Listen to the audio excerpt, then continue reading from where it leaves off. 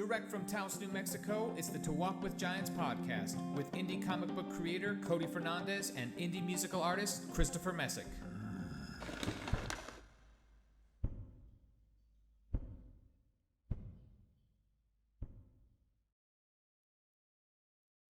Tell them the truth.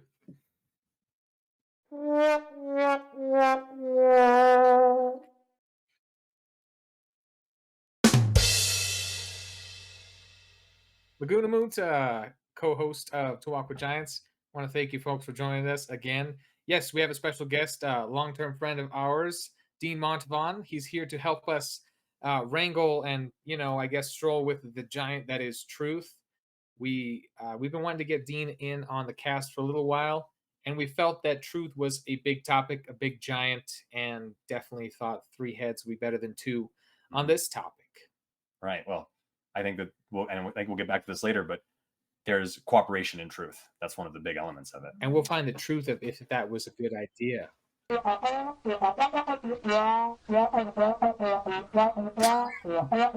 yeah.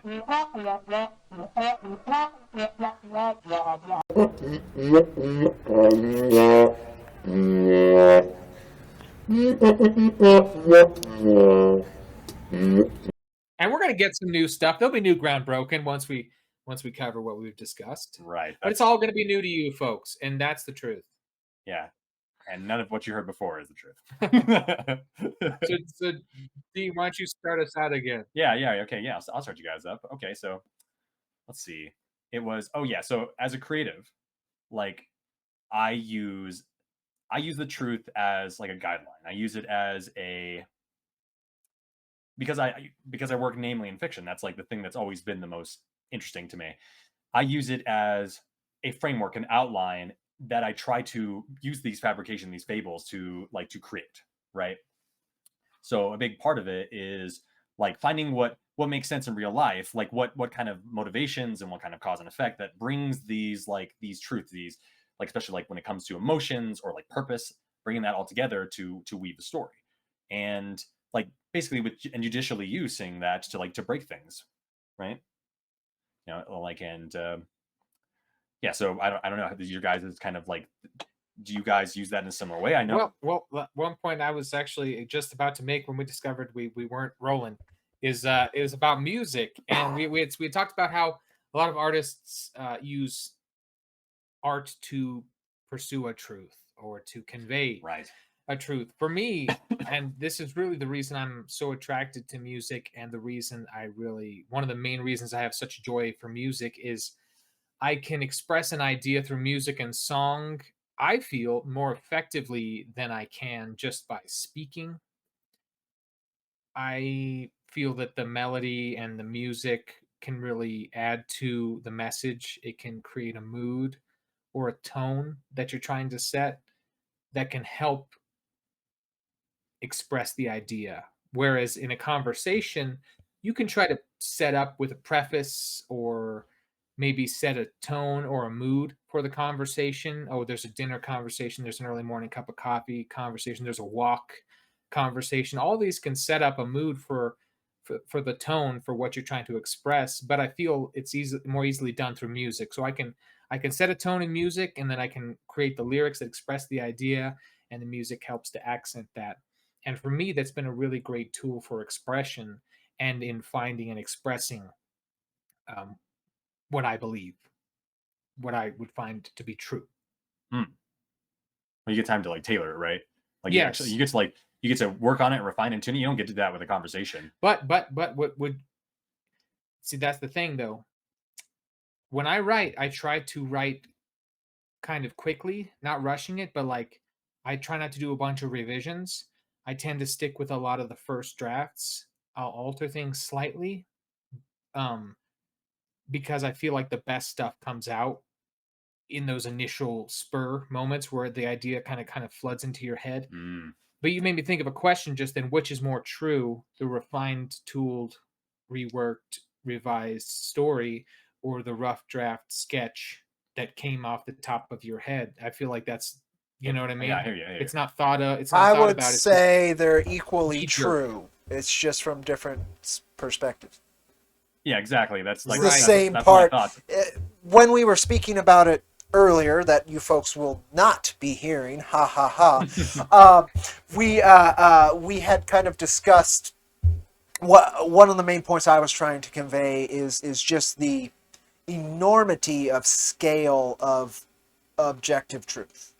How many facets it covers, and how defined it is by experience, how defined it is by the perspective. And I had asked these wonderful gentlemen whether or not they believed truth had value without experience. And I kind of would like to revisit that if we don't mind. Right. Yeah. Yeah, So well, my thoughts on it were it's kind of like if a tree falls in the forest, doesn't make a sound, and so the answer is, well, things don't happen, they don't exist unless they're perceived, and truth Prove it. is That's the problem. But yes, go on. yeah. right. Well, Yeah. that's what is believed. That is the common belief with quantum physics is it doesn't. If you hear something, it doesn't exist till you turn to look and then see it, and Right. then it's actually there. In theory. Yes, exactly. Right. And so with truth, it's the same thing. It has to be perceived. It has to be experienced to exist. Otherwise, how would we know? Well, then, then my counterpoint on that, or the next point was the concept of the prime mover, and what brings a lot of people, Right. and philosophers in particular, to that concept is because there needs to be a framework, an original perception for anything to be perceived. It's a weird thing, and I never got past it. It was one of my, when I was struggling with the concept of a higher power for so long, it was the argument that stopped me in my tracks and had me kind of think that the initial, the thing that exists before all things is a weird thing. I had an argument as well, discussion, I would say. It was the internet, so the truth is, however it was perceived. But Right. it was it's kind of like could God create a I don't know, a pie so big that even he couldn't eat it himself? That idea. Yeah. Mhm. And it was the same idea of, because I've been a pantheist most of my life, where God is in all, right? But I hit that concept of prime mover when this fella is like, well, how can you be all powerful and not able to create something outside of yourself? And so I've been wrestling with that forever. I have not gotten past those Well, think two about this, truths. Cody. We're not all powerful, but we can create things outside of ourselves that are greater than us. Exactly. And so that was my line, right? And so the other bit is, does it have to either? And no, it doesn't. You don't. Even if you were all powerful, you don't have to create something outside yourself. You just can, right? And Yeah, so that's an interesting thing. Like, how could something that's all powerful create something out of its own power? Like, then it wouldn't be all powerful anymore by definition at that point, right? yeah, it'd be beyond. something removed it. Yeah, and anyway, that's one of those concepts at the core of a pursuit of truth that I find most fascinating. I guess is the overall, to keep it closer and less to theology. That's I just find it fascinating, and it's one of those Yeah. things I will probably be tackling my whole life, because hell, philosophers have been tackling it for thousands of years at this point. That's all the conversations, guys. All the good questions can't be answered. Yeah. Yep. That's all the giants, man. Well, and Yeah. truth's one of those. So Indeed. yeah, so one of the things, like, kind of like nailing into you there, like, I'm more of a practical person, and so but even from that perspective, like, I do believe that there is an objective truth, that there is like an actual truth. There's like something that literally happened, and these are all the facts, all kind of like splayed out before you. But people, like, they find their own truths. They're, by the very fact that they perceive, that they observe, they have changed it and fundamentally created different truths, little truth pockets, so to speak, that everyone kind of like has to deal and contend with. And that's why you can have two people like go through the same experience, or they're in the same place, they have the same conversation, and just come up with radically different like ideas, and I'm sure you guys have been in positions where you've thought that as well, where it's like, wow, we came away from this very differently with very different experiences. Mhm. Oh, absolutely. And for me, that the closest I can get to that concept of objective truth would be able to experience both sides of that, right? Because both of them are true. Therefore, both of them are Right. part of that greater truth, and therefore the collective experience of life, and if we want to go to the quantum mechanics bit, the collapsing of the waveforms from all life is that experience of truth, and that is just so far beyond our ken, our level, that like truth as a pursuit, it's wonderful. It's that unclimbable mountain that everybody keeps trying to climb, but at the end of the day, it is far beyond anything we could reach. But there is value in that pursuit. But again, I don't think Well, there's value without that pursuit, even Yeah, though it's a and great one of thing. and I think an important terms of point is that large. often when people pursue quote unquote truth, they're not pursuing the truth. They're pursuing what will prove them right, what will back up their ideas. And so I think that the truth is not honestly pursued often or earnestly pursued. I think people tend to pursue what will back them up. Right. It's like And it's proof. that's their idea of truth. Right. You know, if it backs up what they believe, then it's true. Well, People don't part even of the best system we've come up with so far is the scientific method, and you do have to make an assumption for the scientific method to work. The Right. goal in Right. that pursuit would then be to actually honestly take the evidence in and then reframe your next Well, and experiment. I And guess that's in what those philosophers have instances- done forever, right? Right, and those are people who are like they're trained. They think Mhm. about this and approach it in a meticulous way. Yeah. I guess I mean your average Joe. Oh yeah. Yeah. No. And Well- as we were saying, it's such a massive. What I said, it's above our can, above our station. It's such a impossible thing for the human mind to fully comprehend. But Yeah. there are pockets of it that we do, and we do that every day, every moment, right? We experience our truth at the very least. Yeah, and as we've said, there are truths. I think there is an objective truth. It's just hard to see because we are beings of emotion, and our emotions control our perceptions often, and our perceptions are what create our reality, and our reality is what we perceive as truth. Yeah. I don't think that you'll ever like a person will pretty much ever experience in their life like objective truth. Like I don't think it's something you really do, but And unless you're like a sociopath and you have no emotions, maybe. maybe. But even then, like Well- just the fact you don't have all the information, man. Yeah. You just Well, never have it all. that's the bit, right? It's just so much if you take it as Well, a I think- totality. Yeah, I think the Um, trick is if let's say you're a cop and you're trying to write a report, if you saw something happen, right? You saw two cars crash into each other. Well, I guess the most accurate description of what just happened is simply that two cars collided. Mhm. There's no this car hit that car. There's no this person did that and then this happened. It's just the objective truth of the matter. These two cars collided, but it's not. Typically, the role is to figure out what exactly happened. So you're forced to pursue further and push further and determine, oh, this happened, and kind of Sure.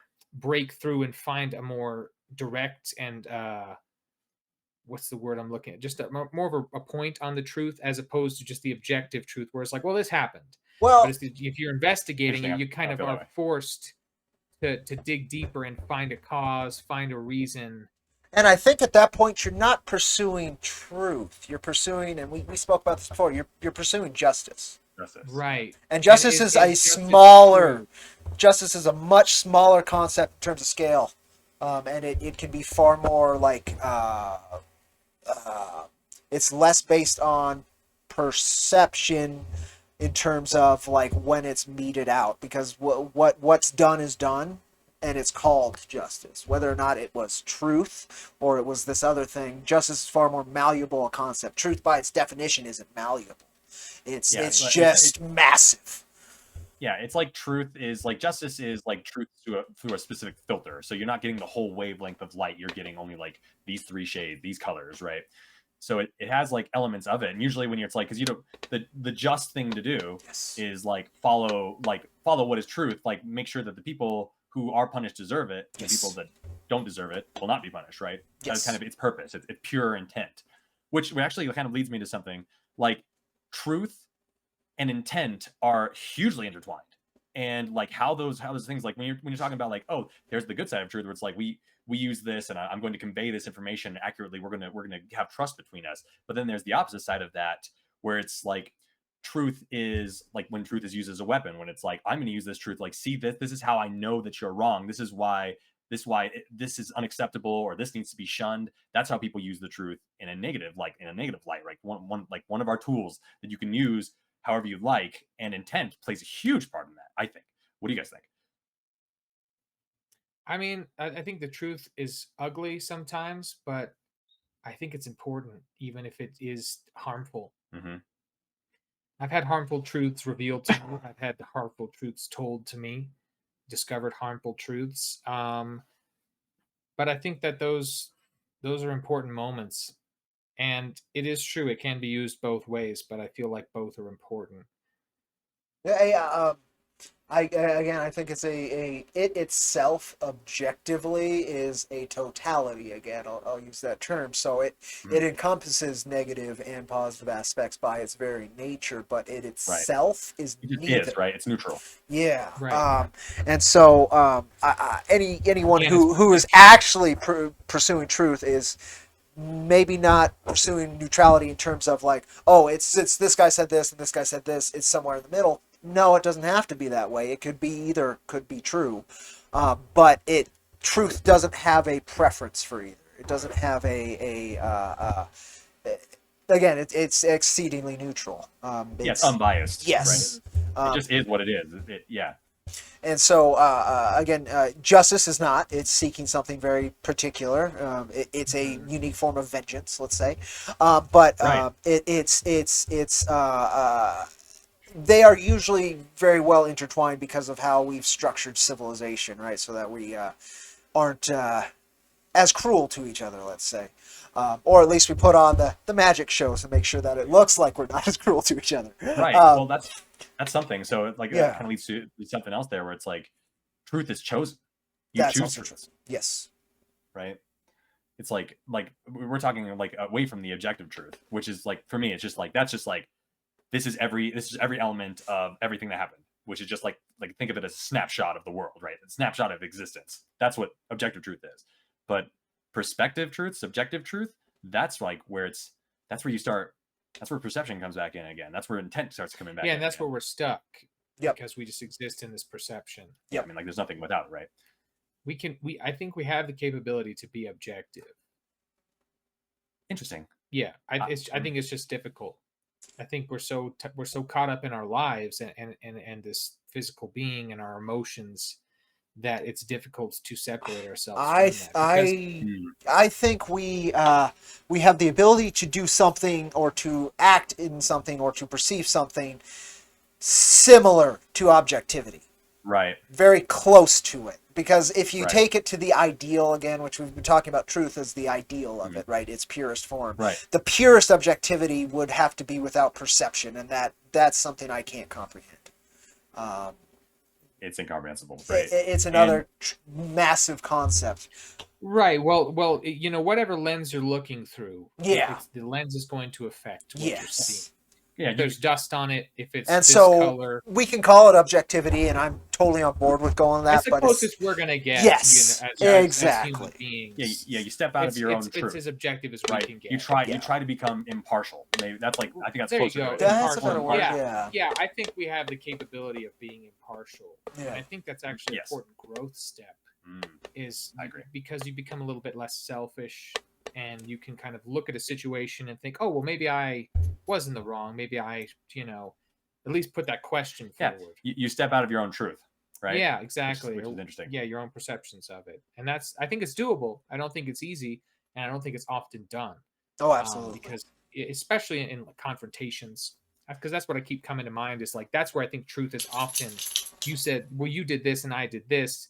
I think in arguments or confrontations, that's where truth is very That's where it's weaponized. well, Right. yeah, and it's very subjective. Yeah. But I think, and this is actually it's a recommended way to deal with interactions with your partner, is you're supposed to try to remain emotionally neutral. There's a Tool song called Schism. It's entirely about that, particularly with a partner. Yeah, but it's the fact of the matter is we can get so lost, and even if no one is to blame, that we still have a desire to blame, to point the finger is one of the lines, right? And the point is, if you live in that, it erodes any sense of compassion or empathy, and it destroys that bridge, that connection, that original point of being with the other. Right. Well, I think you can still. I think what the way I see it is that you can discuss a problem. There was an issue that happened, and maybe it was an emotional issue. There was an argument, and maybe you're talking about the argument. Maybe this is the cool down afterwards, and there's conversation. And I feel like you can talk about. I think you can have emotional content, but still remain emotionally neutral. It's like talking about an event that happened in the past that hurt you deeply, but it's not hurting you now because you're not allowing it to hurt you. It's sort of a tool that you have to develop to where you can remain neutral about past pain, even if it was very recently past pain. That way you can discuss it in a reasonable and objective manner. And I think that's possible. That goes I back to think ideal for me. I think ideally, yes, that's possible, but I don't. I think that no matter what, there could be some self deception in that, where it's just and that's easier to okay. handle. Yo, no, absolutely, but I'm just like we're talking about truth. Deception is Yeah. not a tool of truth. No, it is the antithesis, right? Well, I think, we're all aware when we're lying to ourselves. Not always. Some people kill themselves over it. That's, yeah, I mean that is true. Well, I guess maybe I'm in the minority, but I feel like I could tell when I'm BSing myself. There's something in the back of my mind that just nags. Yeah, there is. To be fair, though, by definition, if it was working, if it was deceiving you, you would be aware of it. Fair enough. Yeah, and that's the thing about truth. Maybe I'm just not a good liar. Truth can be false. Yes. Right, from the perspective element, because like if Cody, you told me that there's a Dr. Pepper in the fridge, and then Chris tells me there's not a Dr. Pepper in the fridge because you guys had seen it at different points. What is the truth there? It's like you're both telling the truth, right? As you know it from your perspective, you're both correct, yes. Right? But then that's going back to the objectification. I go and look, and it's either there or it isn't. Yep. Right. And that's why I got to figure out the objective qualification. But so that just shows how malleable truth can be, right? Yeah, and that's one thing that I've been trying to do the last few years is always inject a little bit of doubt.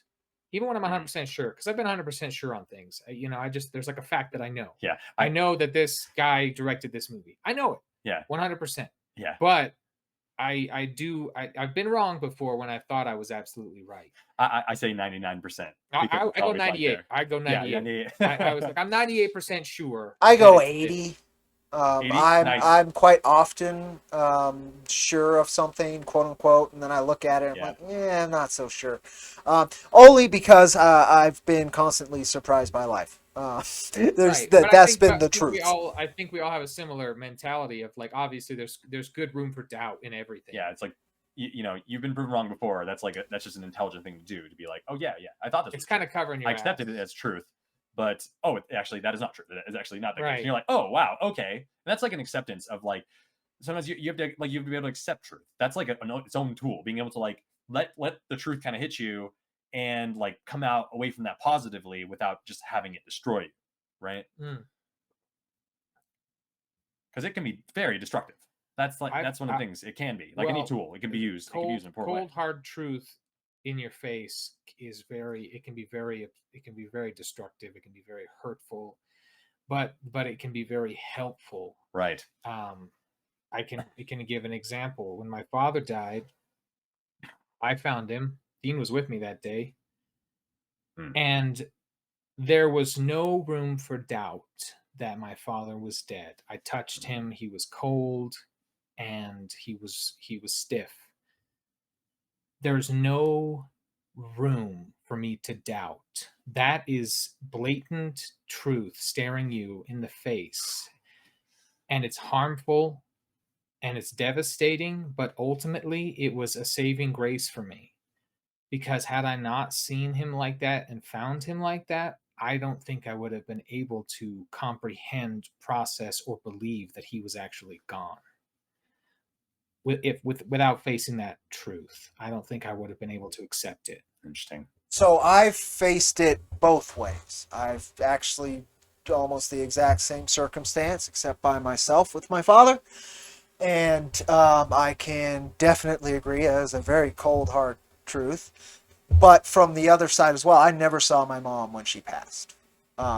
Never afterwards, none of that. I didn't engage in any of that. I haven't looked at the ashes. It's been a box. It's been a Schrodinger's box, right? Right. So, but that energy being gone was equally a cold, hard truth that I was able to accept. So, you know, but I feel that cold, hard truth from my father was a gift because it would have been a very different perception had I seen my mother like that first. Very different of an experience just in general. But at the same time, it was one. I think, what is it? There's a quote about truth that's like the truth doesn't need to defend itself, right? That's its big deal. Is that it exists whether or not a deception is above it, whatever, right? And death is one of those ones, no question. And anywho, for me, like both of those experiences shaped a great. The truth was a building block, as cold, hard, Yeah. very cruel, wrathful almost.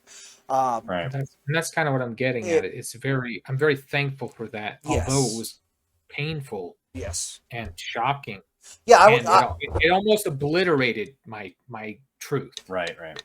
because my reality and my truth up to that point was that my father was alive. You know, so it is a breaking of truth.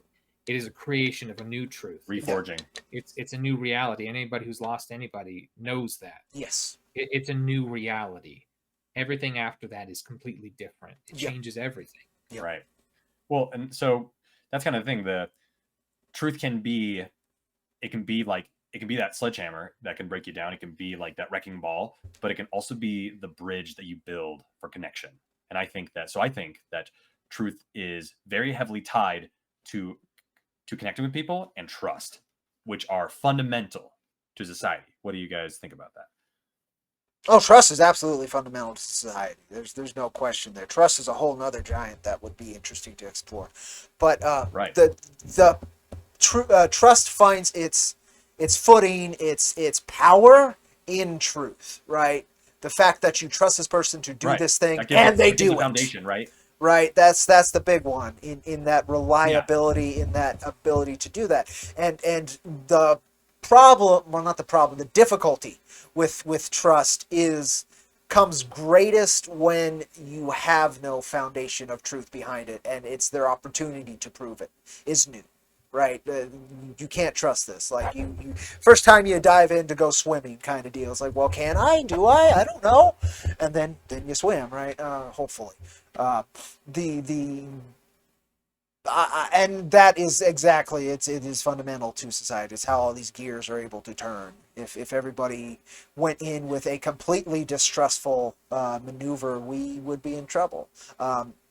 Distrust is helpful as well, no question, for survival, but Right. but for society Yeah, as an yeah. idealistic concept, civilization is an idealistic concept. It's very good, but trust is also one that's very much taken advantage of. I would say more so than truth.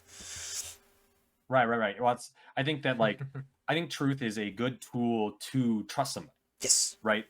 Because that's the thing. It's like, not to get too far into trust, because that's a great topic on its own. But truth is a great way to build trust, because what's like you find all these things, you listen to what people say, and then you get to acknowledge that like against like truth, right? And then you get to find like, oh yeah, he is doing this. That is happening. That is the way he said it. That's good. Now we're starting to build that bridge. Now we're starting to build that connection. Exactly. Yeah, it's proof. It's proof. Right? Yeah. Yeah, it's it's sort of like when we talked about hope, evidence and past experiences really can build that. You know, when References. things have worked out well, you can be hopeful for the future. When this person has done what they say they're going to do, you can trust them to do that again. It's that pattern recognition that's so built into us as people. Yes. There's a great song by Billy Joel called "Honesty," and the line is, "Honesty is such a lonely word when everyone is so untrue."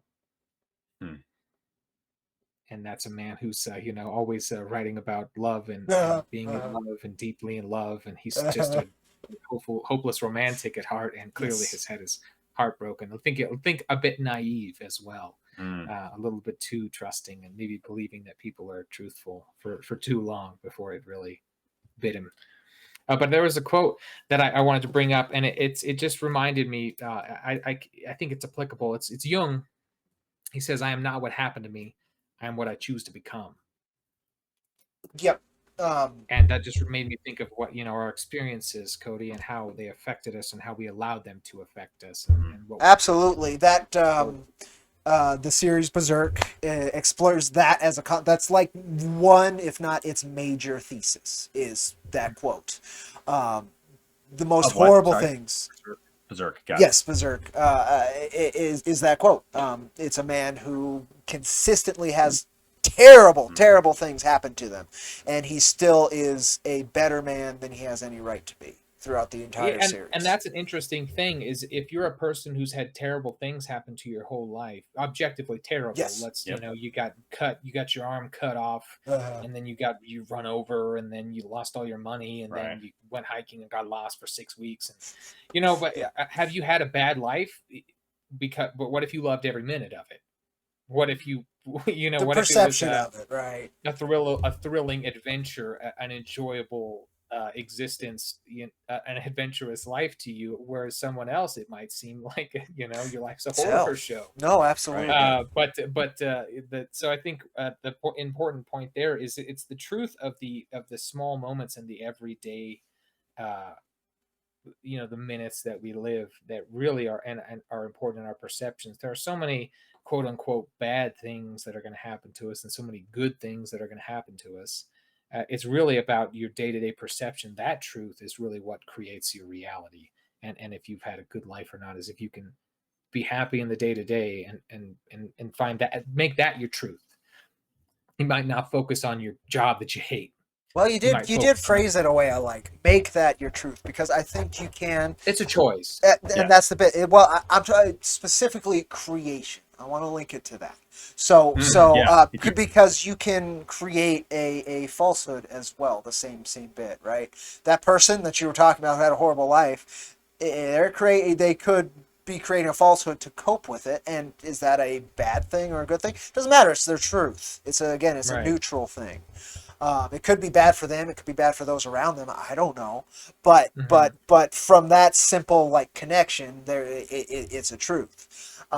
The same thing. Interpretation. Yeah, and I don't know. I just think it's important that I harped on this earlier again, that relationship between experience and truth, which would also be choice and truth, which would also be action and truth, which would be inaction and truth. All of those angles of it's basically time and truth, but experiential time in particular and truth is fascinating, and it's the closest we can get to that ideal of truth in general. I agree. Interesting. Yeah. Well, you're kind of harping on some interesting elements here, because here's the thing, right? Because people they, so we kind of reference this, that people can interpret truth, right? That they can experience, their perspective just automatically alters it and changes that. And as people that work in creative mediums, we create true emotions in people, right? Or at least that's the intent, right? Very, very frequently, that's I don't know if we desire. create them, but we can evoke them, right? Yeah, you bring them to being, true feelings. You did not experience it, you were not there, but the things that the things you feel, that empathy that we all have and ingrained into We've us. all cried at a movie, right? Yeah, it that's a true emotion. Hey, we mentioned sociopaths before, but go on. I meant us three. Yes.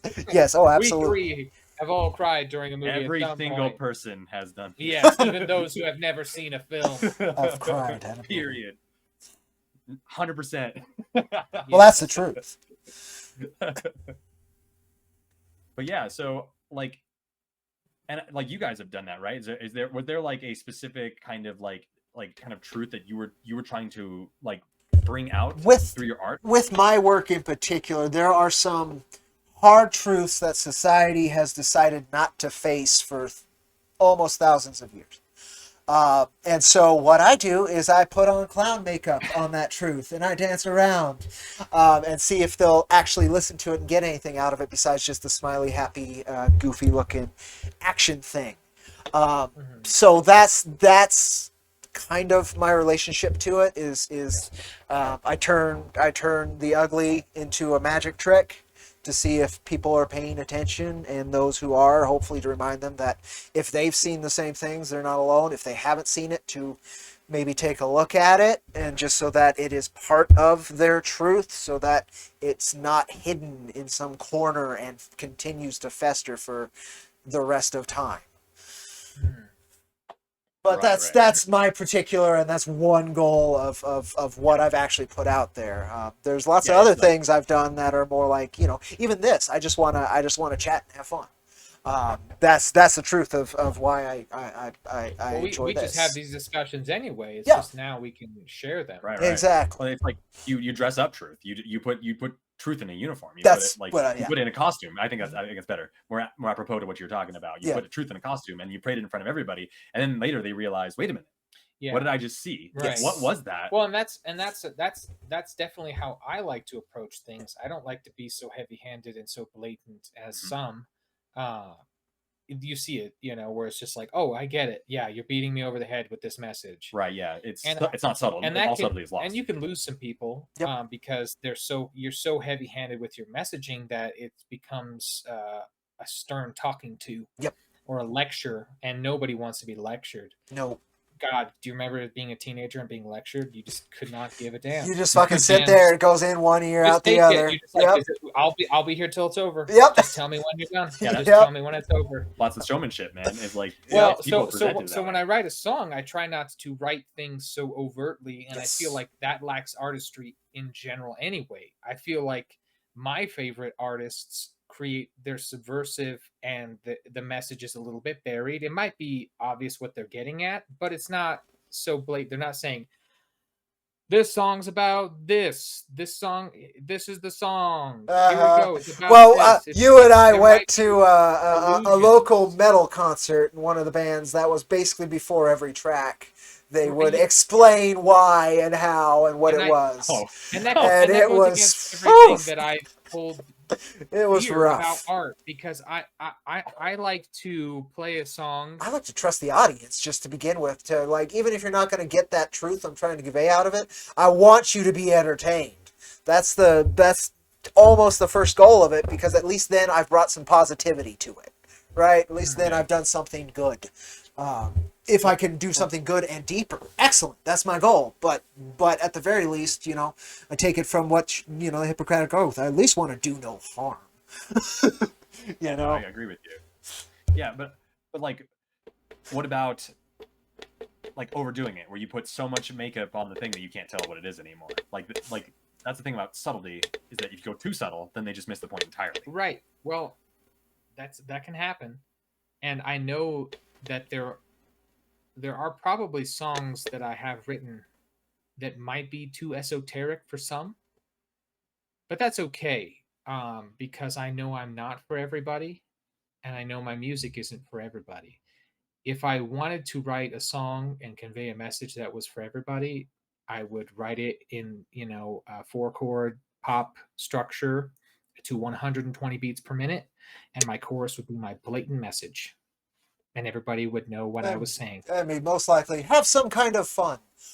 It's like pop music, and then what's that? Mulholland Drive. Those are the ends of the spectrum. Because I've seen Mulholland Drive, I did not understand that movie at all. My friend, he said that movie is so esoteric, it's irresponsible. Oh God. And so that's my gauge: is pop music and Mulholland Drive. Right. And I like to fall somewhere in the middle.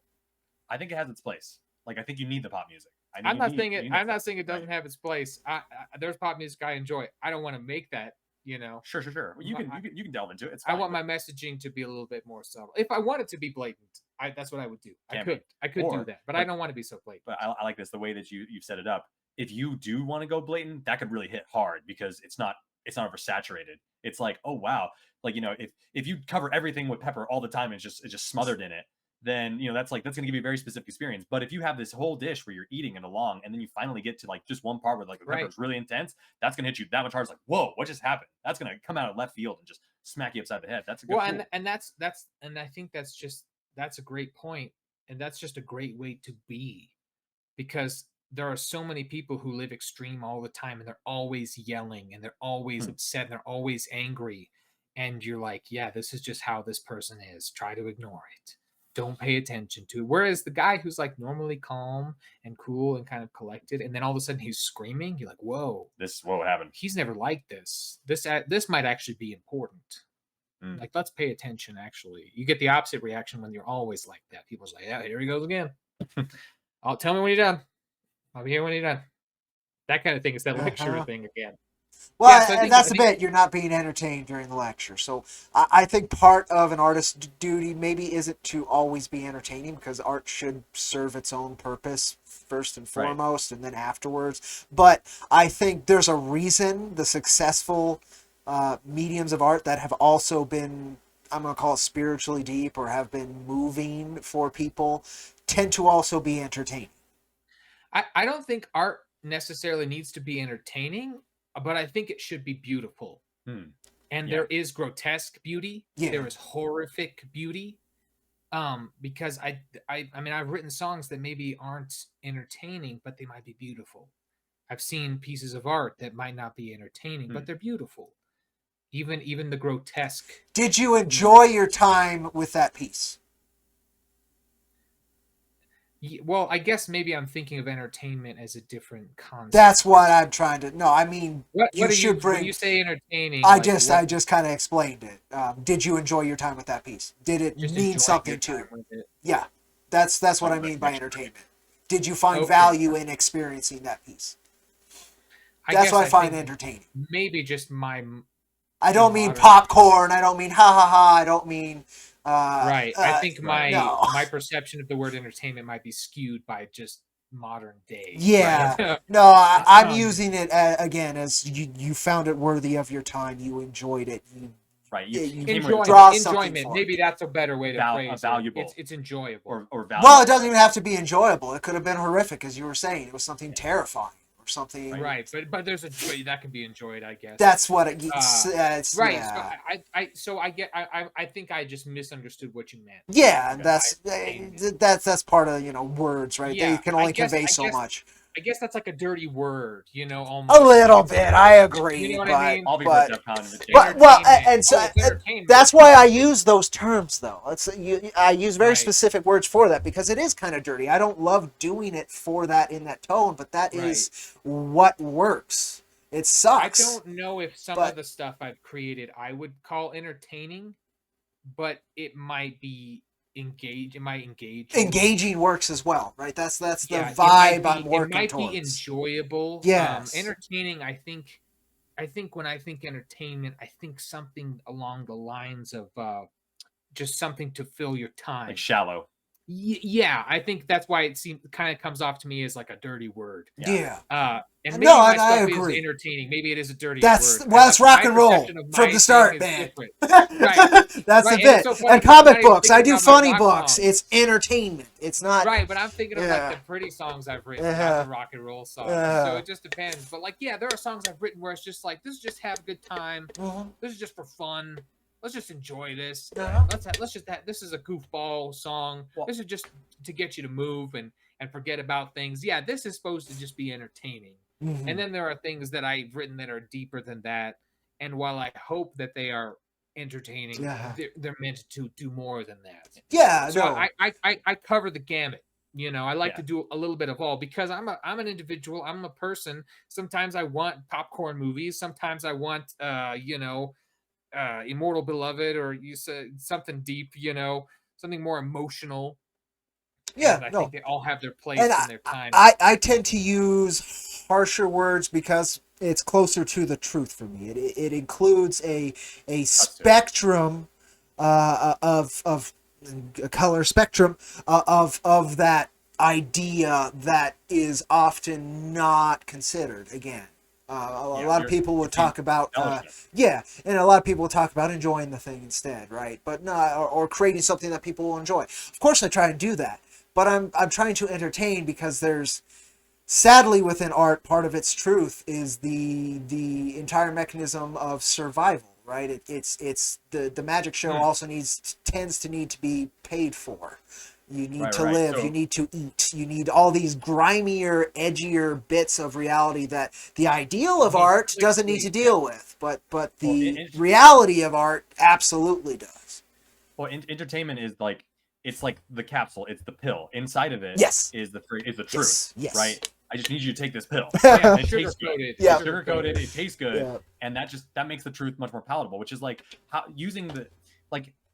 So there's a million ways to say different things. You can say truth, your truth, and like some level of like unbiased truth, but how you say it like is such an important element of truth, because like if you say it wrong, you say it in the wrong way with the wrong connotation, then it can just be outright objected. But if you say it right, you say it sultry, you say it smooth, like acceptable, sugar coated, like it's sometimes, or like whatever it needs to be, because it's the different tools that you use to make truth like have the impact that you're kind of like desiring to make it from palatable, right? To affect like positive things, hopefully. To communicate whatever truth you're trying to communicate. And again, exactly. Language is as beautiful and diverse and as many faceted and as useful as language is. Art exists for a reason because language only goes so far. And that's kind of what I was getting at earlier. That's why music is so important to me. Yes. It really can help me express ideas that I just don't feel would come across as impactful. I've done that with painting in particular. I've done a few, one piece in particular, where it's just raw emotion I was throwing onto the page. And it's just to get it out. Yes. You might not even share that with anybody. Right. Yep. Yeah. No, exactly. Like sometimes when I'm angry, and it hasn't happened in a while, where I've been just really, really pissed, I will just come in here and beat the shit out of my guitar. And I will just play it hard, and I will try to break the strings, and I will just, using it as a channel. Right? Yeah. Yeah, you like living, like letting the truth like experience it. This is what it makes me feel. Well, because that's where I was, and I needed to express it. Yes. And that's a safe way to do it. I'm not hurting anybody. Maybe I break a string and I cut a finger on some metal hardware. Maybe I scare the cat. Well, the cat I'm not going out there and beating somebody up. Well, I think the entire concept of harsh vocals becoming a thing is that, right? Like that's the whole idea. It's the catharsis, and I do it quite often. In fact, I've been slowly practicing that because I find great release in it. And so art as a pursuit for the expression of an inner truth is kind of where we've been for a minute, and I like that. But because we spent a good time on the ideal of truth and how complicated and muddy and impossible to comprehend it truly is. Is there a facet you guys can think of truth, or of your experience of truth, or of your perception of someone else's experience of truth that you'd like to talk about? So specifically, like a truth that like I've experienced or somebody else's experience? Just something, and a facet of something truthful that you find fascinating.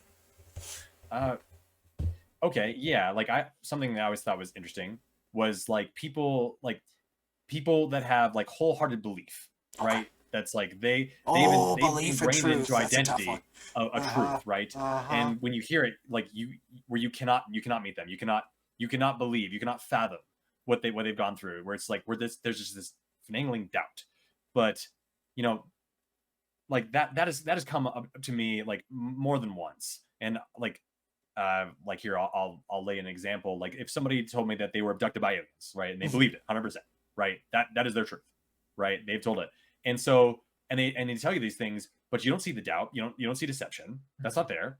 But it's this thing that you're like, is that true? Is that actually what happened? Is that like the objective quality? And it's very interesting. I've actually found that kind of a challenge to kind of ascertain, Yeah, I've had, I think I've had this similar experience where people told me those kind of stories. And what I've done in those situations is I just I just I just kind of go with their emotion.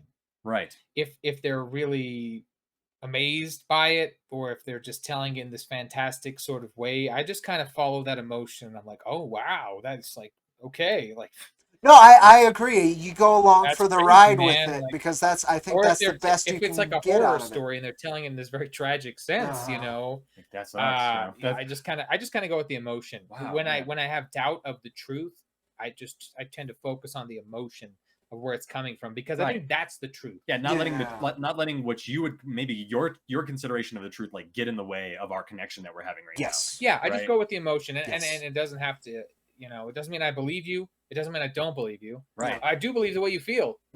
I believe you believe it. Yeah, exactly. Right. Yeah. Yeah, exactly. And I've had those experiences, and they're fun. Those are fun experiences.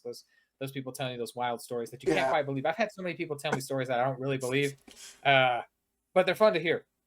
It's just like reading a comic book. Yeah, exactly. Again, it's It's a another living, form of that. breathing, walking comic book. Yep. But then it's an experience. Yeah, Mhm. yeah. It just, well, it's just like when we read a character, we know that this character is not real, but we believe that this thing is happening to them. We can put ourselves there. I think we can do that with people in these situations where they're telling us a story that we may or may not believe. We can go there. We can be, we can put ourselves in their shoes, and we can be that fictional person for a minute, and we can put ourselves there and go with it. Yeah, I do. Well, Cody, did you have anything to say about that? No. No. Okay. Oh. Okay. Yeah. So yeah, I just want to cut you off. Yeah, but like it is interesting. I feel very similarly where it's like I don't want to just disqualify and just Yeah. end that connection right there where it's like, okay, I don't believe you. That's bullshit. Well, Moving on. and if you don't believe them, ask them more questions. So I get that's part of it too, right? Get Like I curious. have Don't been pursue the through truth. the bits where I know this person's bullshitting, and because of the emotion that's coming out of it, and maybe they're conveying a sense of superiority. Oh, I've got this guy under my thumb or some bullshit. Right. That's when I will push back on that, no question. Because Right. that's the bit. Sure. Well, It's 'cause- that's where a great question Yeah. can just knock a leg out from Yep, under them. exactly. And that's Yeah, and that's like- part of it. Right. Well, again, like we were saying, it's just the emotion. Yep. Where they're coming from. Yeah. Yep. So if somebody's saying this and they're just trying to be a dick, and they're just trying to they're trying to take over the room and tell Yeah. one up you on the stories or Uh-huh, something. uh-huh. One strategic question knocks the whole. What is it? With this dart, we could get them right in the bullseye, and the whole chessboard comes down like a house of cards. Checkmate. Checkmate. Checkmate. If Yeah, but that's Yeah. that's again, it's just where they're coming from. Yep. Are they being truthful? are they conveying their truth or are they conveying a deception? That's the bit. Yeah. With any And it's tall the- tale. And some people are just easier to read than others. That's also very true. And we have people in our lives who we know their Oh, how they function, and so we can kind of tell when they're BSing us. Whereas with strangers, maybe you don't know all the Yeah. time. what's Benefit of the doubt. I have a question for you. I think I'll start with you, Cody. Is there a truth like that? Not well, we've gone through you guys as like kind of your past your grief, right? What's a truth that has like rocked your world? That's really like that's made you go like. I Okay, don't know need if to this rethink- if it made it into this, but I did talk about again that the most of it is the continuously unveiling truth of my own ignorance. That one consistently rocks my world, but that's kind of a cop out. right. That's big though. I mean, but that's- no, that's- it's that's constant, right? Like that stupid, very common, but it's very smart, and it's been quoted by basically this entire philosophical school from Socrates all the way to Aristotle. Was the only thing I know is I know nothing, right? That's continuously revealed.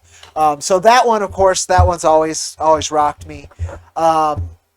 Other truths. For instance, the biggest one, and it helped inspire why I create Jack Iron, Steel Cowboy, and all the comic work I've done, was just the unveiling truths behind our systems of power, our interpersonal reactions, the truth behind the malleability of good and evil, how they're used, the difficulty of choice and existence, right? There's a lot of massive stuff that's kind of like, well, duh, but nonetheless, those have, I mean, I can honestly say they've changed. Like when I'm younger, I'm so self-assured because I have such a small perspective on things. As that got wider, the easier cracks and chips and new parts flew in and broke off and just interchanged and made me. There's a song that kind of went viral for a while called Hi Ren. It's by a British artist called Ren. He's a rapper, musician guy, but it's him talking about his dealing with a mental illness. He had a really nasty mental illness for a while, still probably does, but it was a song about that. And he does a quote of it where he had to learn that life wasn't objective, that it's a pendulum that swings back and forth, and that he had to learn not to be rigid, but that life was a dance, not a fight.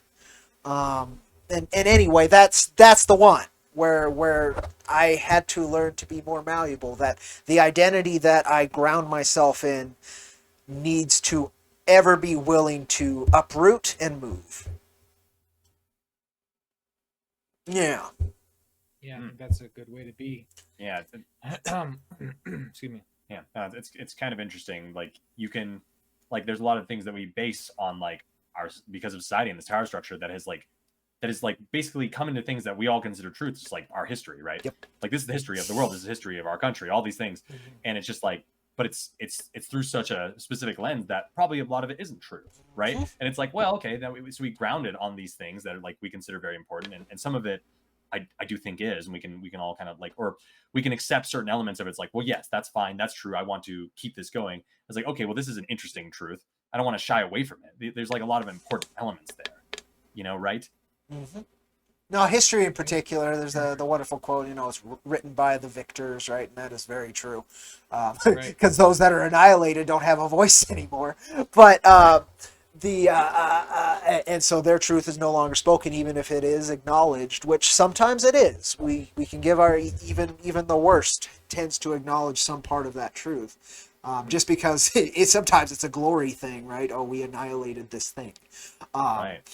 It might not be phrased that way, but it's still spoken of as a victory, right? So it's I think elements, and that's I spoke about that earlier with what I do with the comics. There are truths that are darker and less friendly that are shied away upon, particularly on a societal scale. Right. Interactions, structures, all these different things that need to not be forgotten, if anything else. Even if they have to wear, again, as I phrase it, clown makeup and dance around for you to acknowledge them, it's still better that than them disappearing, or worse, festering into some kind of societal dark cancer undercurrent nastiness. Yeah, like total destruction. Yeah, right. Yeah, I hear that. Yeah, I think it's kind of interesting that we live in an age where we are so much more connected, and like we communicate so much more, that you get so many different perspectives that you almost get closer to finding that objective truth, because it's really like almost what makes our like closest like representation of objective truth is when enough people say it and they all perceive it, right? Then it's like, oh yeah, we all saw that thing, now it's truth, right? When enough people or enough important people do it, they bring it together and they can make a truth, so to speak. Yes. Or like really like kind of, or a shared delusion. The shared delusion. That's, kind of and then it becomes as useful as a truth. But yeah. Yeah, it might as well be true. We make the truth. Yeah. Right. Yeah. For ill or for better and ill, right? Because that's kind of how, that's once again talking about like the objectification of truth, the objective truth. It is what it is. Yeah. And it's going to be whatever it's going to be.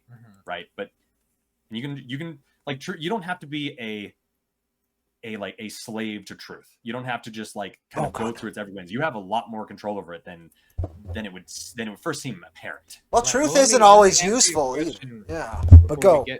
Let me answer your question about was there a truth that rocked you?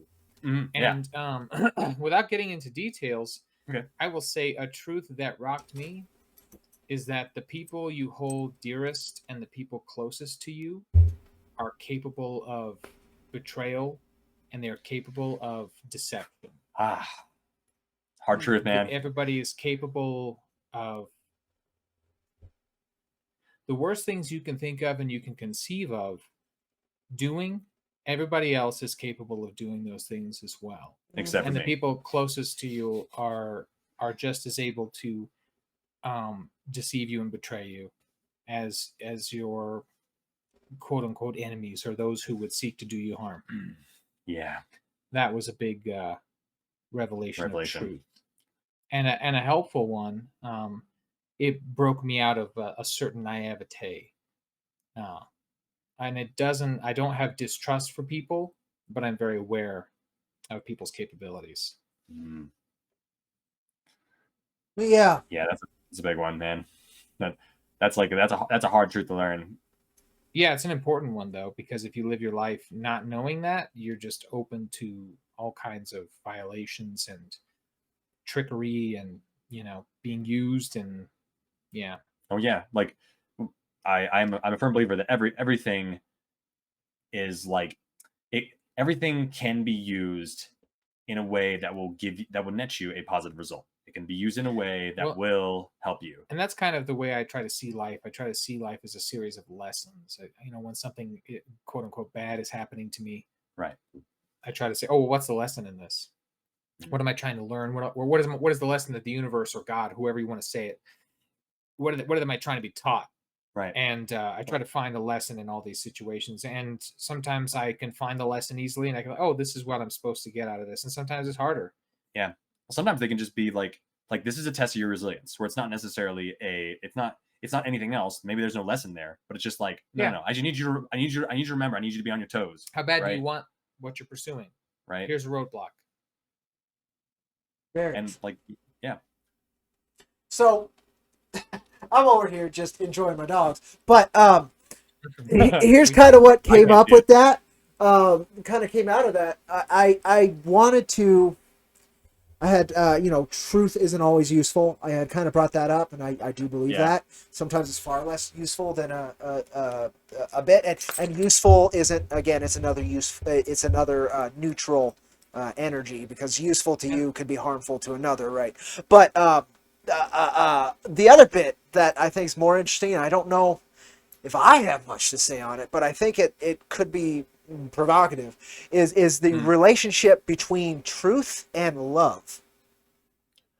Well, I have one note on this. Truth isn't always useful. Oh, okay. Let's go there. That. I've been in situations, and I'm not going to go into detail. I'm going to withhold the truth. Okay. But I'm going to tell you the truth of what my experience was. I've been in a situation where I've had information that I felt compelled to share. But in sharing this information, I knew I would only bring about destruction and harm. Right. Your shirt sucks. And I could live with this knowledge. I could live with holding this knowledge to myself. And I knew that sharing it wasn't going to be helpful. It was only going to cause more harm. And so that is an instance where I've seen where truth is not going to be helpful. Yes. It's not useful. The truth does not need to have its time right now. Yep. And I've withheld the truth. And I don't regret that at all. Nope, same. And I've had quite a few instances of that.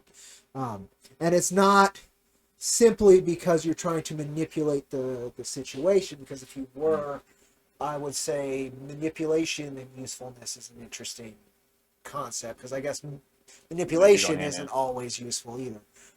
Manipulation is using somebody. Yeah, that's what it is. Right. Or something. Right. It could be that as well. So you're not using this information. Is that manipulating the person because you have the ability to? Is it not? There's some weird things there, right? But it was given to you, and it's your choice. That's how I've always viewed that kind of situation. Right. But one in this particular situation, I realized that the truth, if I shared this truth, I would be used as a manipulator. There you go. Right. By who? Yeah. with this information, somebody would have leverage. You know, Yes. if There you go. I told Dean this information, Jack Uh-huh. would greatly benefit Uh-huh. because Jack would get some kind of cathartic emotional release because now Dean is hurt by this information. And by me withholding this information, I'm actually I'm saving myself pain. I'm saving Dean pain. Yeah. And I'm forcing Jack. If Jack really wants to tell Dean this information, Also a Jack can choice. do it. Yes. Jack can do it. It's Jack's deal. I just happen to know about it. Yeah. And so withholding it is powerful in the sense that it prevents destruction, Yes. it prevents harm. Yes. Right. And I'm not being manipulated by Yes. Jack to hurt Dean. Right. Yeah, there's like if you're going to unveil the truth, then it's kind of with the idea that's like it's going to have an impact. That's kind of what usually when you unveil a truth, that's kind of what you're going Yeah, for. and what's the purpose of It's like, what so- do you want to yeah. come out? Is it going to help? And yeah, like and sometimes it's very, very obvious, and you know, because you have experience, you have references of like a specific like type of conveying truth or like a certain truth, just kind of like bringing a certain type of reaction. And if you know that that's going like it's not going to be received well, and that's just something you don't want to do, right? It's like, well, I don't want this to be a negative experience. I don't want it to kind of take down this path and I'm hurting people with the truth just because you're not just gonna like I'm not just gonna go around and tell everybody the truth on every single thing because I don't think that all of that is going to be useful or even like necessarily brought the way. It's not gonna bring and enact like a positive change that I really want to impart upon the world, right? I don't think it's always gonna do that. It's gonna do whatever it's gonna do. And sometimes you have like a pretty good idea of like some route it's going to take. So you have to use it with like finesse. You have to use it with like very specific intention, and also like being able to understand like what exactly is going to happen once you unveil said truth. Yeah. So that brings up the idea of the relationship between truth and power. I think truth yeah. is power. It's very similar. Simply because truth is, right? It does not, it's not affected. It is what it is. That's I very think truth powerful. can be a tool of power. Like, Oh, absolutely. it can be used for a tool of it, right? I don't know. Yeah, like that. I'd agree with that. I don't know how powerful the truth is, because it can be so easily ignored in favor of a great lie, Also true. favorable lie. So I think Not inherently I powerful. think What's that? I think it's a Mark Twain quote. A lie has gone around the world before truth has time to put its pants on. Right, something like that.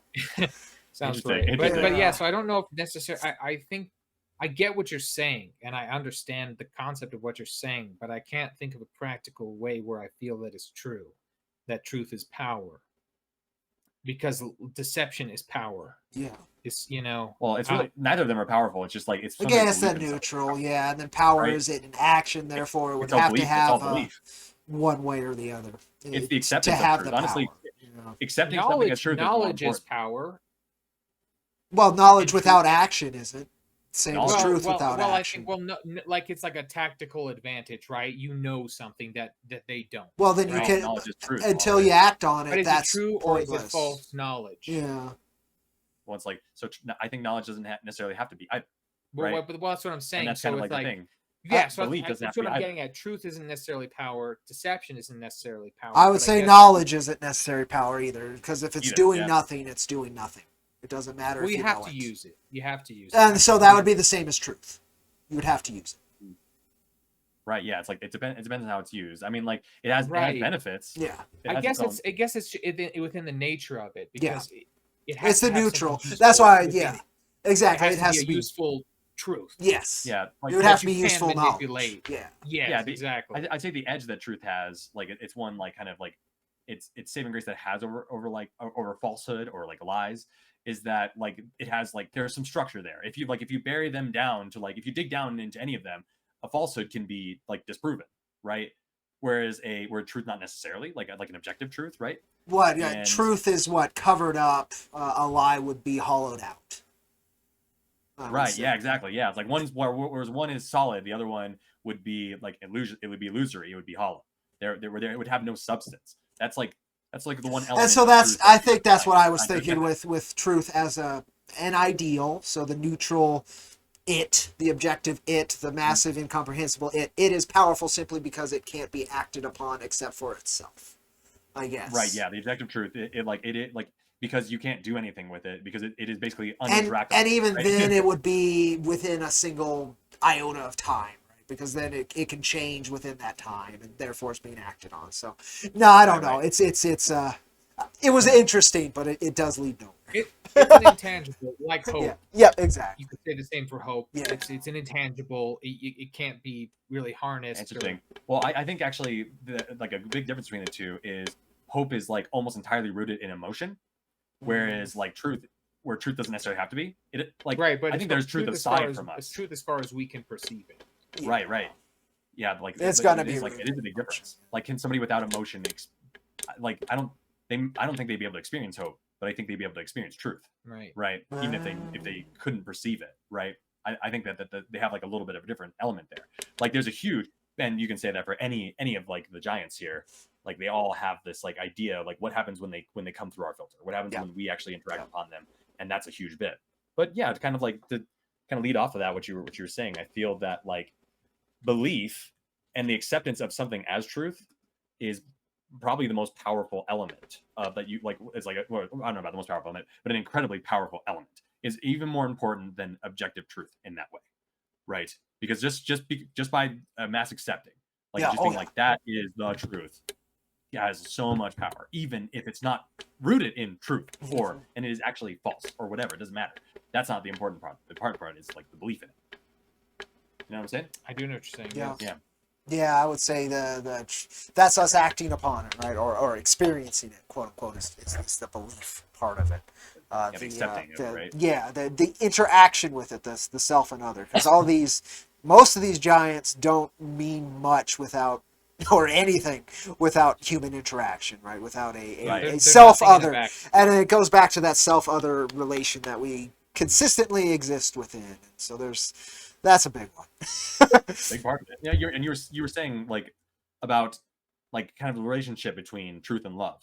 Yeah, right? And I was just like, I know a lot of love is true in the moment, quote unquote. I'm not talking. We could talk about the ideal of true love, the Hollywood ideal of it, right? Like, oh, these two are meant to be fate, I guess would be the relation there, right? This is fated to happen. This is blah blah blah. Right. That is not a truth as far as I'm aware. I think there's a lot more moving parts, and there could be that. You have to, a lot of this is going to be in belief, right? It's going to be whether or not you believe things happen for a reason or what have you, or to a degree or what degree, and all these different moving parts. But I think an element to any, and I use true love not in the form of Hollywood conception, but a truthful love, one that is honest and meaningful and has an actual value. There will essentially always be, and it's, duh, because I'm using the word to describe it. It's the adjective, but there will be a truth to it. There will be a and I guess what I'm using truth as again is that when we were talking about a lie being able to be hollowed out and a truth can be covered up, right? I think it's that bit where the truth exists as a rock, as a solid objective. It is, I am kind of deal. Whereas, anyway, I don't know. I think there is a relationship to those two, and how maybe love blossoms out of that. I don't know. Counterpoint, I think people can deceive themselves. Oh, absolutely. Think they are in love. They can, because we don't. I think love is a difficult emotion to express verbally if you haven't experienced it. So there are those who are under the impression that they are in love, or that they have been in love, but maybe they weren't, and it was a trick of the body, of the mind. And so what is the truth of love? Right. That's again, it is objective. Yeah. And what one might perceive as love, another might not perceive it as love. Dean might be a roses and chocolates guy, and another person might be a taking out the trash person, and that's love to them, or holding them at night when they're scared, or just calling them to see how they're doing. Just the perceptions of So, what love is. Love, again, And with how you're describing it, love is an action. well, some people see it as that as an action. Yes. Some people, and that's the thing. The love languages. Mhm. So what? Yeah, the truth of love is a tricky one, and it's Yeah, subjective I guess that's one. all I was bringing up. Is just I found Yeah. that fascinating. Again, Well, yeah, it's and like not. you might be, we might fall in love with someone we've never met, Mhm. and there's no truth to that. It's all fiction, Yeah. and that's the. I was talking about this recently, and I'd say it's more. Oh, I subjective. guess where I want to bring that, I can wrap that around back to art. Is love a pursuit of a truth, of an ideal?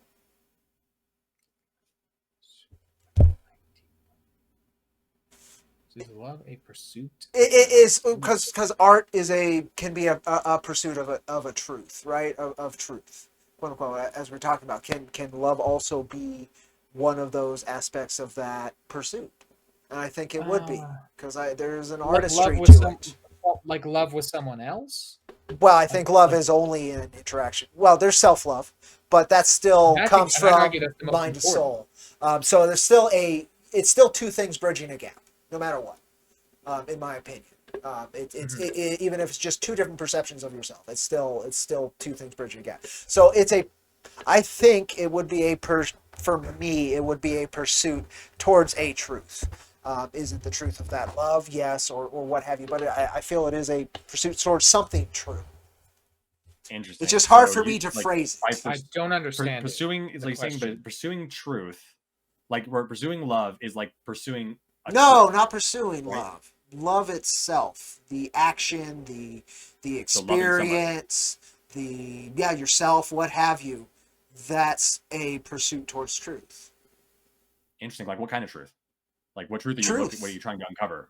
Again, it doesn't have to be anything. I'm talking idealistic, massive. Oh, so you're in trying to find the truth. idealistic, objective truth. through love. Yes. Yes. Interesting. Just I think like there art is- can be like there, that. There is a truth in love. There are truths in it. Right. Yeah, I would say that there are. Yeah, it's I mean not- that's as far as I'm getting. I'm not trying to, because Yeah. it's not. It's too many giants to wrestle at once, right? Yeah. Yeah. But- We had like five It's a big- yeah, I know how to But- do all these. But so it's yeah, interesting. I just find it fascinating. I think you can find truth in love, right? And love can change your truth, right? Or and maybe make like a better and or worse truth, right? yeah, So I think you can find a lot of elements in it. And I think love is also kind of a subversion or of the truth. Here's a version. I think we can trick ourselves and we can be tricked by others. Well, there's a lot of If you're somebody this is my example. If you find yourself as somebody who is undesirable, okay, and then there's somebody who finds you desirable, that is subverting the truth. It's subverting your truth. Yeah. Right. Which is yeah, you there don't go. believe that you are this desirable person, and then Agreed. somebody finds you desirable. That is a subversion of the truth. Well, it's just And so- it's their truth, right? And it's just kind of Exactly. encroaching. so upon their own- so again, I was talking about the big one, and the big one, even a deception would be true because that deception exists as part of this experience, this reality, this truth. Right. Yeah. So Right. you could find, So it's rough, and it's kind of a pointless philosophical cotton candy. But Here, I'll meet you, Cody. I'll meet you there. So I think you can find a true love, even though it will not be the objective ideal of true love, right? I think you can find that. it's not what I'm getting at, though. Again, I'm talking it is. specifically of love as an action, as an aspect of truth. And of course it is. So that's Yeah. where we're stuck, and that's fine. with Right. me. We can. I understand the concept of truthful love. Well, not even just truthful love. No, he's talking about literally you can get to truth. You Through can love. you can use Yes. art to get to Yes. truth. You can use love to get to truth. Yes. Right? This That's is what basically what I'm saying. talking about. Hell, you can use Break it down. How deception does one- to get to truth. What is a way? What is the path here for what is a way? love to truth? What's a good example? Experience. How would you? Period. experience. Yeah. So, Again, okay, so these are all giant things. I'm not trying to harp on them. There's not much to Well, them. I'm just we're just trying to understand what Yeah, you're we want saying. to I want to understand. Me I too. want the truth. I want to know the truth of what you're saying. I'm trying to figure it out. Mhm. Yeah, it's interesting. Unless you're I thinking can from understand. top down, it's not going to work. Well, I can understand like from art, it's like you can create something and you can express ideas through a medium that conveys a truth, right?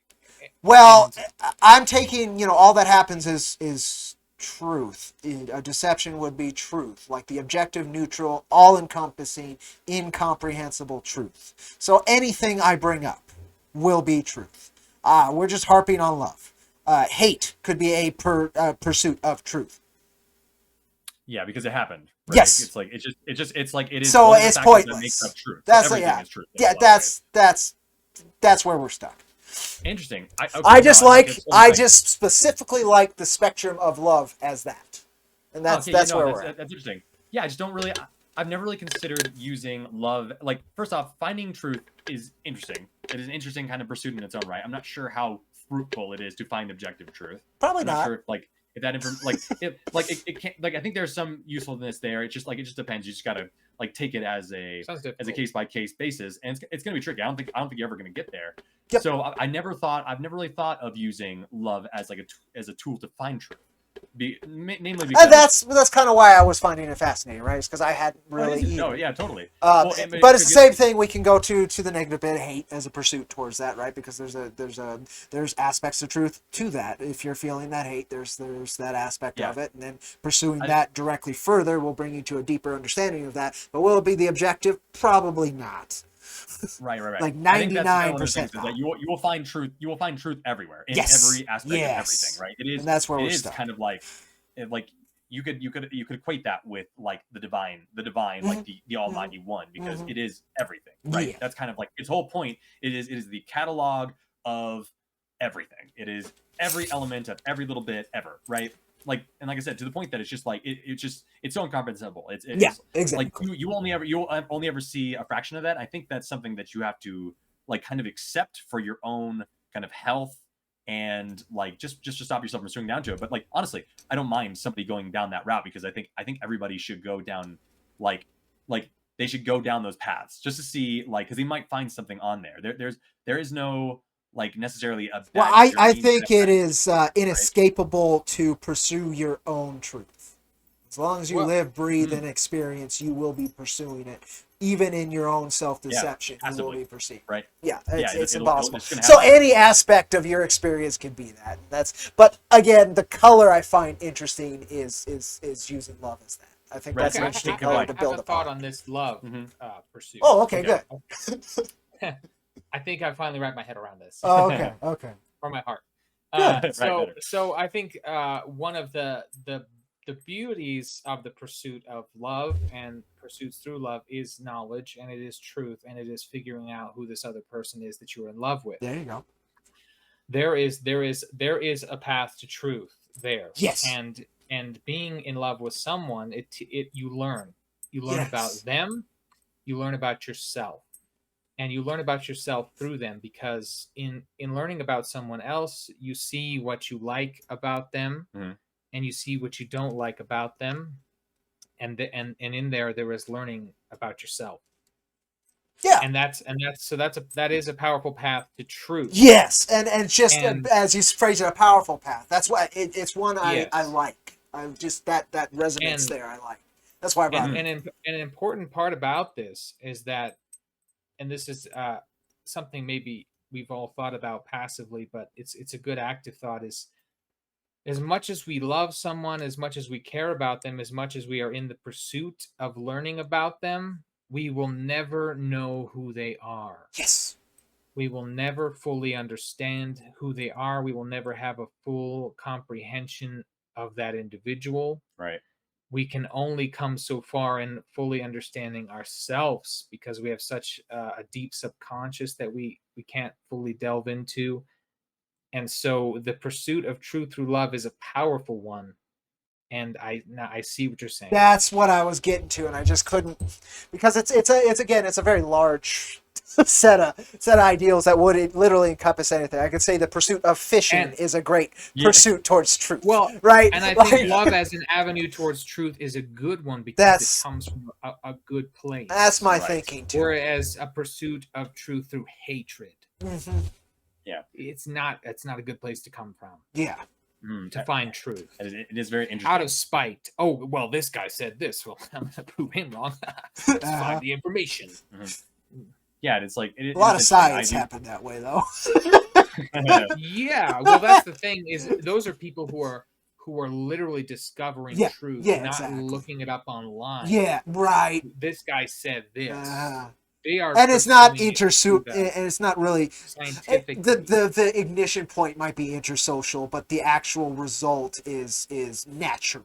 I'll call it. Yeah. It's based yeah. in nature, physics, reality. Yeah. So yeah, it's very interesting. Yeah, so I would say like going down through like traveling along the path of love is you will learn truths along it, right? Yes. By your experience you will go along it and you will find some interesting truths. So I do not like necessarily like automatically like associate the two in my mind. Like, I Yeah. do not think of truth and love together, but like yes, by going through it I will experience it and like in a very interesting and like most of the time very positive way, right? So Because a lot of it there. So this is a point where we said that Cody said truth isn't always useful. Yes. Mhm. With your lover, is absolute truth the right path? Ooh, I would say I don't- it would depend on the relationship, but I would say 99% of the time, no. Yeah. No. I would say that like when it comes to relationships, You need like, those I think magic that- tricks. truth is like it's my go-to. It is like one of the most well-worn tools on my belt, Yes. right? It is like, and I'm constantly pulling it out and using it.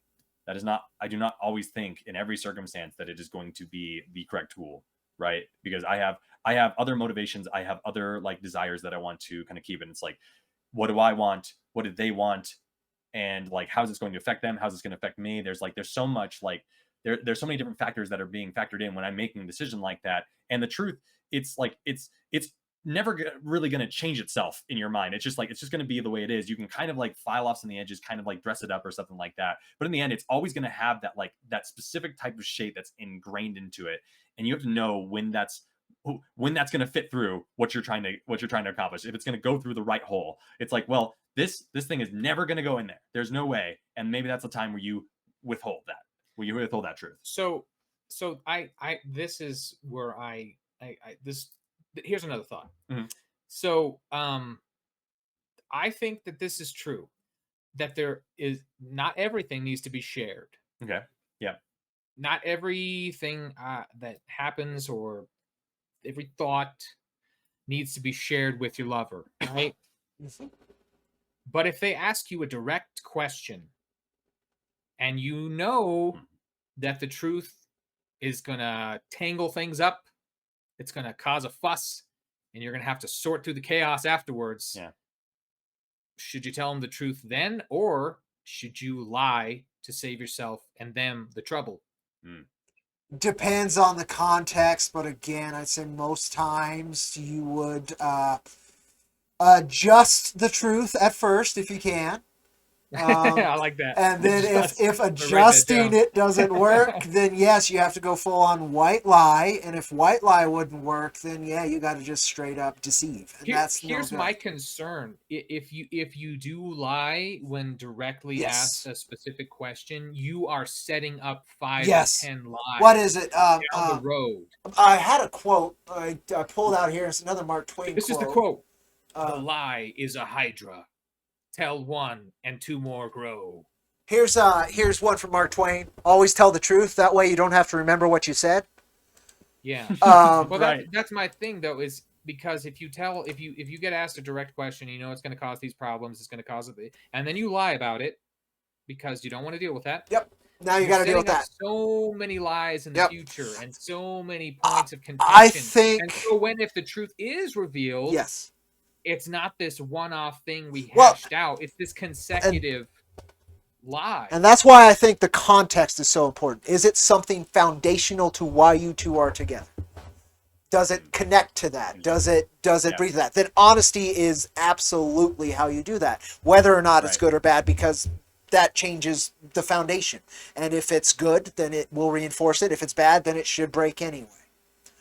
Right. But if Like it's that. something small, do you like how my hair is? And you're not a big fan. Yeah, you like how that hair is, right? Like a little See, bit. on the small stuff is where I would be probably more apt to tell the truth. Where I'd just Like, be like, no oh, big well, deal. here, it's a Well, little, and then No, again, that's- it that's a little depended fucked on up, their let me tell you. intent. Did they just want to get reinforced for their decisions? Because uh, um, a lot of interpersonal interaction is strengthening each other, right? Is that right. reinforcement? Well, I guess don't ask questions you don't want honest answers. Right. to. That would be great. That would be ideal. That's a good Absolutely. rule. That's a good rule. For an answer to that, actually, like I think like another route is like just sounds like it is really it's a cop out, so to speak, in some ways, but it's also like a diversion where it's like, do you really want me to tell you this truth, Oh, right? no. Well, then It's they know it's negative. That's Yeah, a right. bad They're answer. probably- it's like, You might as well just answer there- honestly. is there any benefit to it? to know? Right? It's like, Oh, I love it. No. well, no. Another way, it's like, do you like it? Yeah, right. Then it doesn't matter what I That's a think. good way to do it. Yep, Yeah. exactly. How do you feel about it? And then that Yeah. just reinforces, like, yeah, I support you, right? That's Yes. if Well, that's I what they're agree. asking for, that's the correct answer. You And support see, them. and so I don't like the game. I Yeah. don't like the game. I prefer Right. the truth. Right. I prefer the truth. Well, the truth you is know, going to be a far more solid foundation. Again, it's not hollow. Right. Yeah. Right, but you were talking about like, oh, it's just like they want that affirmation or they want that sort of thing. You know what I Again, in mean? context. It depends what the context Right. is. I'm just saying that I prefer a straight, direct communication as opposed to these games. You know Yeah. what I mean? I don't Sometimes mind. sometimes biting the bullet early on is like it has so much more of like a clarity, and it's gonna suck, but that's better than just finding out so much later down the line. And that's that not it's to bull. say I don't enjoy play. There are games that Yeah. are fun, but there are some games I just don't want to play. Well, then that's your Wait. truth, and that's them to And if you find hate out, games. right? Right. Because there are games that if you don't play, it just causes problems. Yep. And if the game wasn't started, there wouldn't be a problem anyway. Uh, So let's just not play the game. You hear Let's just You heard it here first, guys. Laguna Munta hates games. Put that down on the subtitle. that's It's right there. exactly what I said. Yep. Quoted. Oh, we've hit No. an hour and a half. Do we have any final thoughts on truth? Oof. Yeah. You guys want to? However you want to order it. Go start us up. Well, I think the truth is important. I think it's worth pursuing. Just like any pursuit, there are dangers involved. Yep.